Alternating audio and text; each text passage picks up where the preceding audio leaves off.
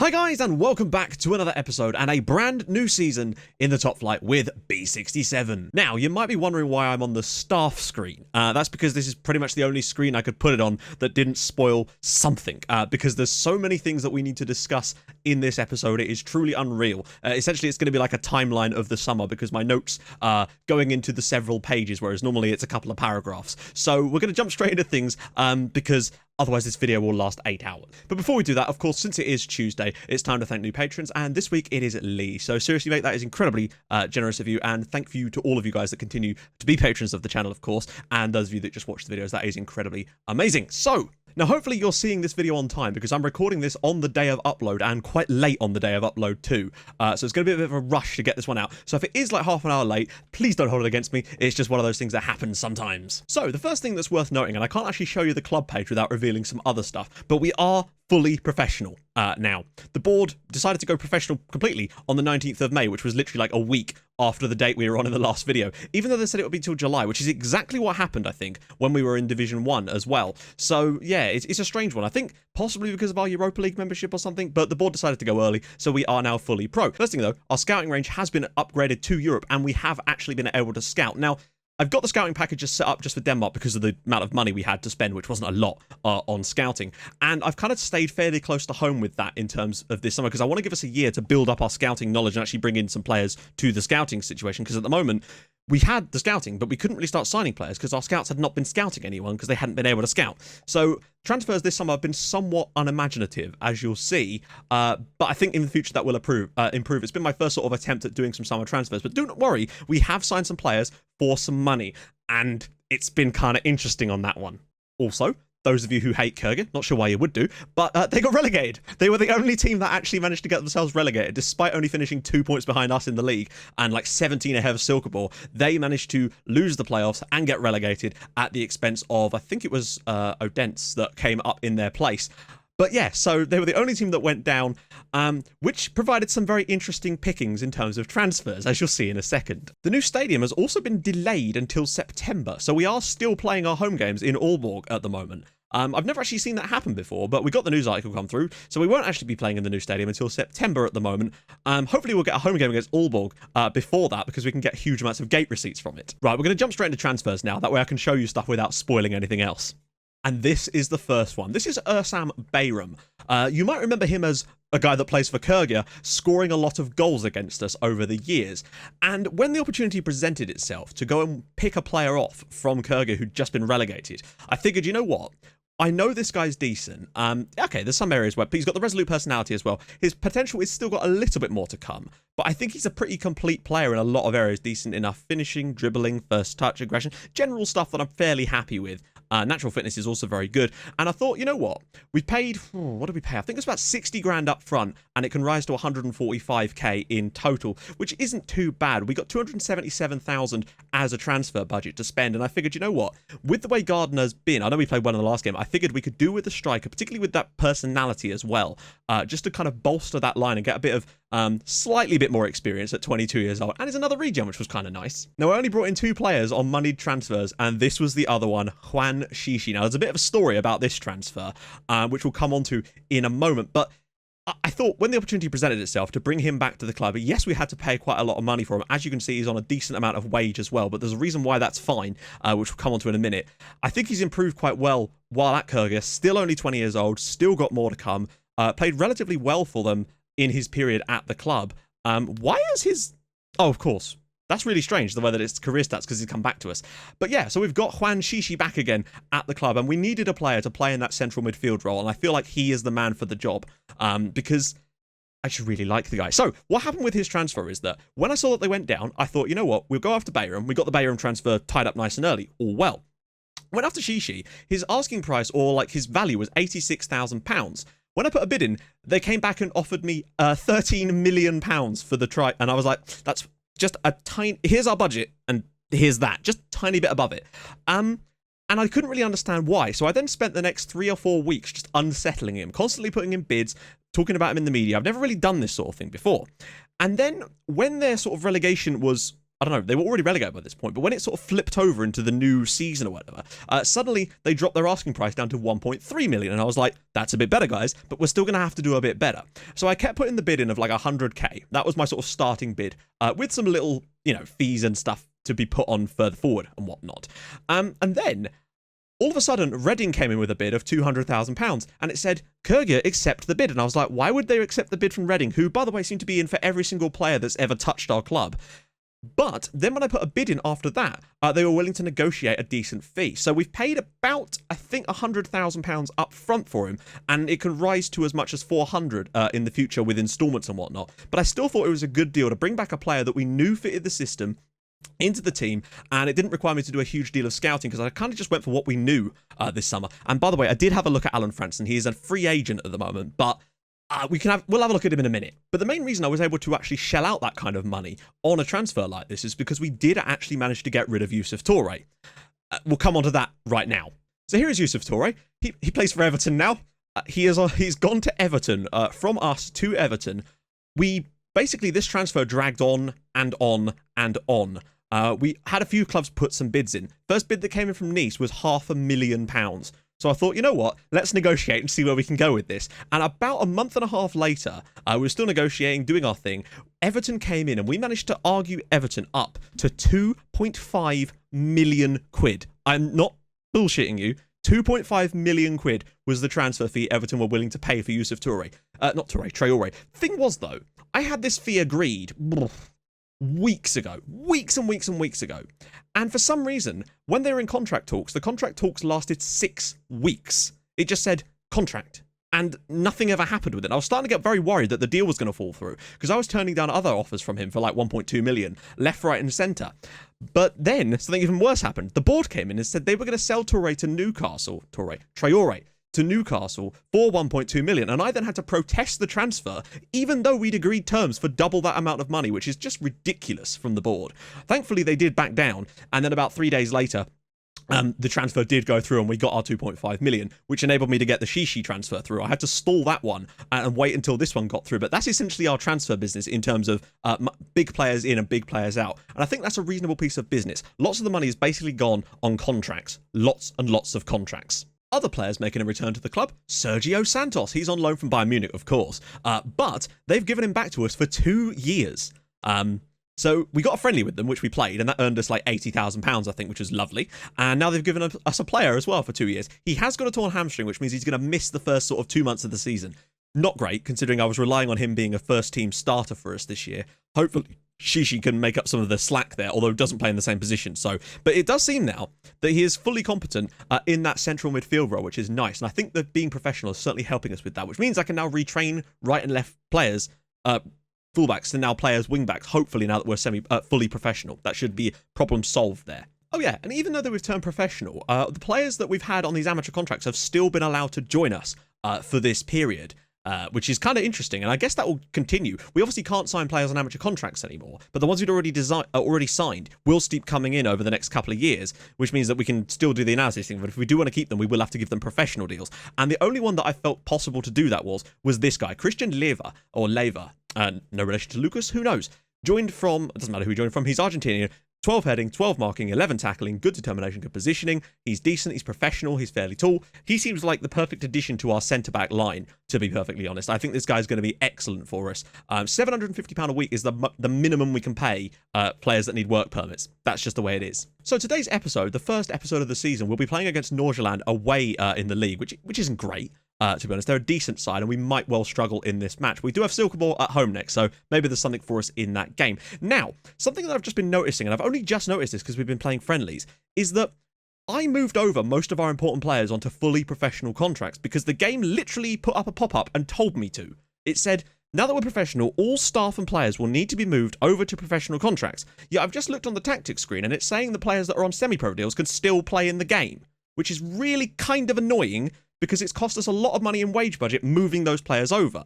The game made it very obvious that that's what you had to do, but I don't think that's true. I'm pretty certain that players on part-time deals can still play for us in the top flight, even though we're a professional team. I guess because they've already got existing contracts, that means they're allowed to play.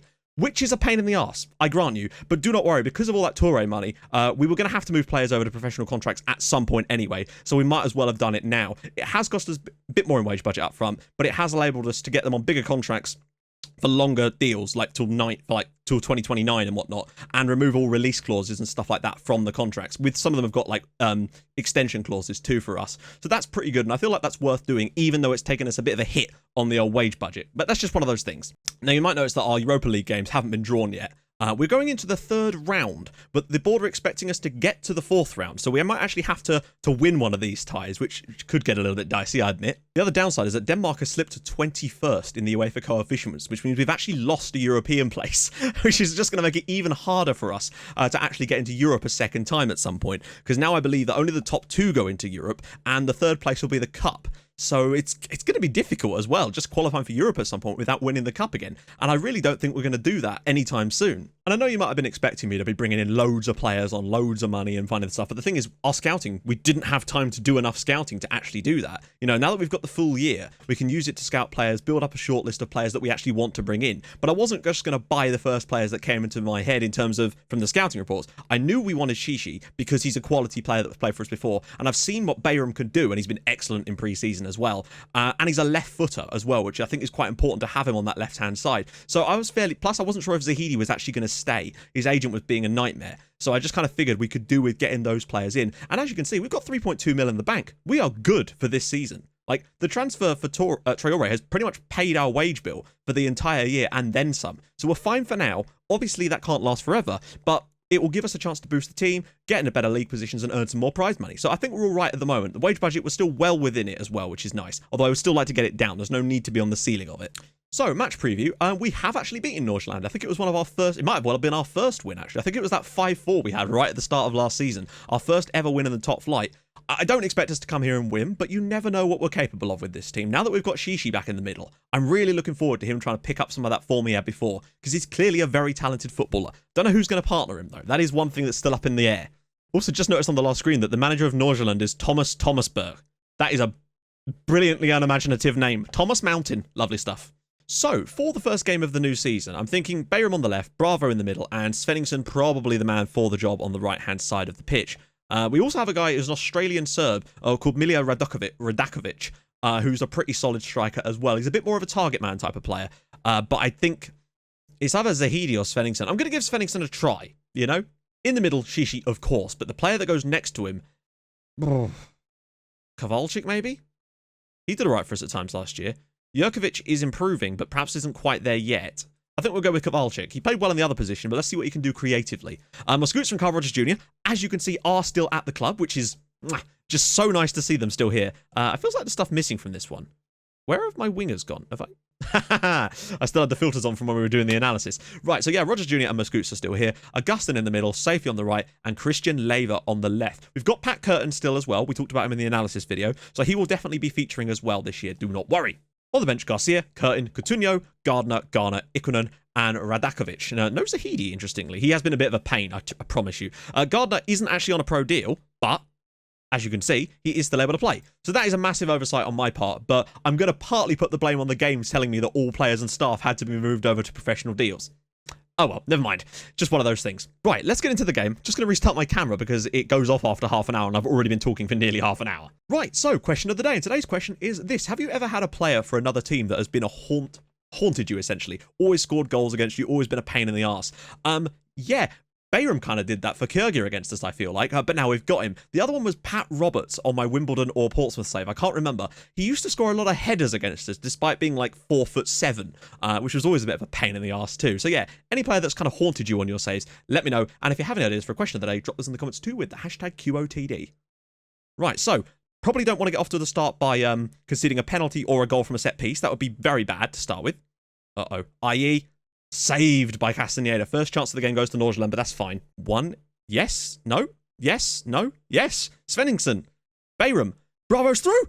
Oh, Mariano Bravo. First real chance of the game for us, and it was a good one too. Kowalczyk's ball in. Headed down. Augustin goes for the strike, and it's wide of the goal, but another chance there. Probably didn't have to hit that first time, mate. No real need for that. Jensen. Talbleep. With those three strikers, it is going to be a bit of a problem at times for us. Castillo. Oh, he's hit the post. That was a good chance for them. Great stuff. That's better. Bravo. Look wide, please. Bayram, round the side for Shishi's in. Oh, Juan, he should have scored on his second debut for the club. I'm actually going to try and go closing down sometimes again, because they're winning a lot of tackles, and we're doing okay, but I just want to see if we stand off a little bit and encourage the long shots on the edge of the box rather than hassling them so much. It might just be a little bit more profitable for us. We'll see. It worked well against Silkeborg. This is not going to work at all, is it? No. I don't even know if the change was made, but we now do trail against Nordsjælland. We've had some chances in this match again. Just haven't quite put them in the net, unfortunately. Shishi really should have scored his one. We'll keep going as we are until half-time and see how we do. Wins the header. Svenningsson. Bravo. Good stuff again. Bayram. Right, we need runners now. Lots of runners. Bayram. Ball in. Oh, round the side from Svenningsson. Another chance. One thing I do find positive is when you've got a player like Bayram who isn't actually, playing in a team that are doing particularly well in the game, and yet he's still putting in a solid performance. That's what I really do like to see. Svenningsson. Go on, pull a cross out, son. Back post. Bayram! Over the crossbar again. Oh, dear. Well, I feel like we've had enough chances to maybe have a goal in this match, but it's often a simple story with us. That's often what the case is. David Taubalieb is a simply higher quality player. Bayram's playing amazingly well for us so far with 4 key passes in this game already. I feel like he's offering something because he's more of a defensive forward. He's a decent passer of the ball, which is definitely helping. My assistant reckons we should hit early crosses and pump the ball into the box. And since we're winning a lot of headers, that might not be such a bad idea for the second half, to be honest. Hit early crosses, pump ball into the box. Let's try that. I don't really use the pump ball into the box one that much, but I do want to see what it's like in this second half. Nobody's been dreadful. Lever's probably the only player that's even dropping below average. Bayram's having a good time, to be honest. So we'll see how we do in the second half. We can move things around a little bit. They've made 2 first half substitutions, which is interesting.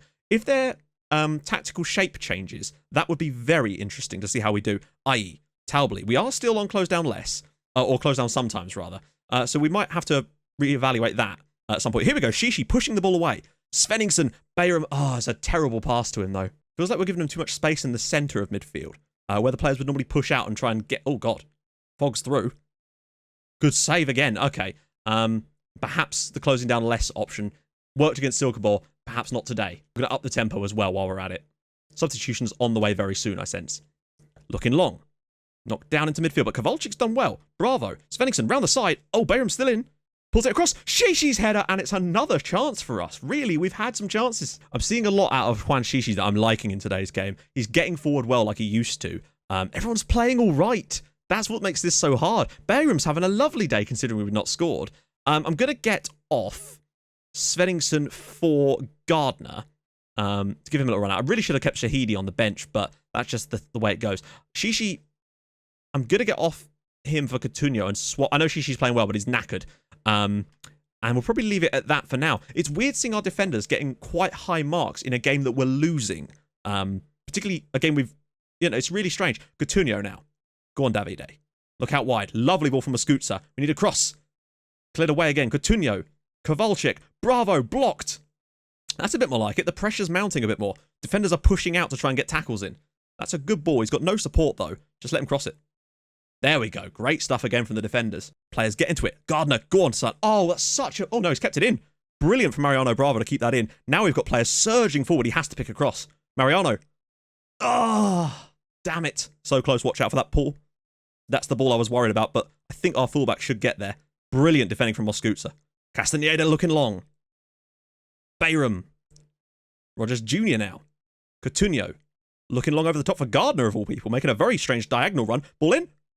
Cleared away. Coutinho. Kowalczyk. Gardner. Oh, around the post from Stevie G. The man of the hour, usually. I'm going to try it. I'm going to try and get Bravo off and get Radakovic in to give him a little run out in today's game, because I just don't really know who else to change. Bravo's not had the best day of it so far, whereas Bayram is putting in a shift up front. He really is. Radakovic should... Oh, he didn't quite win the header there, I don't think. Castillo. Jensen's ball to the edge of the box. This should just be a long ranger. Oh, what? It just... What? That's a bit poor, really. Ball to the edge of the box, and he's just sort of... scored. Okay, I guess. They've had a lot more shots all of a sudden. Right, I guess it is time for Augustin to move up into midfield and go for the sort of the last-ditch effort, I guess. I'm disappointed in that. They've had a lot more shots recently. I've only just noticed. I think a lot of them have been off highlight kind of shots, mostly from range. That's disappointing to go 2-0 down there. I feel like we've been quite good in places in this game. I'm not really sure what we could have done about that other than get a block in, really. The long range, I guess you could see the long ranger like that every now and then. Foga, get your tackles in. Well done, Safey. Still somehow doesn't come out with the ball. Around the side for IE. Ball in. Oh. Nobody marking Bjorn Foga in the middle there. 3-0 feels quite harsh in this one. But then I feel like I said that a low towards the end of last season too. We were creating opportunities and just not taking them. I don't know who was supposed to be marking Fogue. He runs away from him. He actually runs away from the player he's supposed to be marking. One of those things, I guess. They deserve the win. They've been the better side overall. I just feel like 3-0 is a bit much. But then we've had games like that in the past. Moskutsa. Headed into the box. Kowalczyk. Radojkovic, and it's saved again. Another chance for us to score a goal, and we haven't taken it. Coutinho lumps it back in. Brought down by Kowalczyk. Augustin's got a man on the other. Gardner, and it's saved. Oh, Fogus through again. Oh, come on.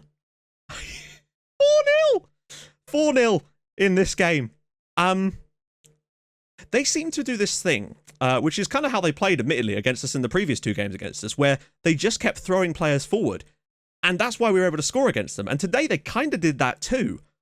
And we've been battered 4-0 by them. I'm really disappointed in the scoreline in this game. Chances of... My God, Gardner's through again. Radakovic, saved.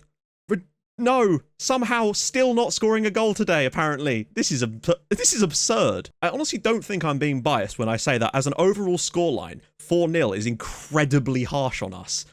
Defensively, we weren't good enough as we threw some players forward.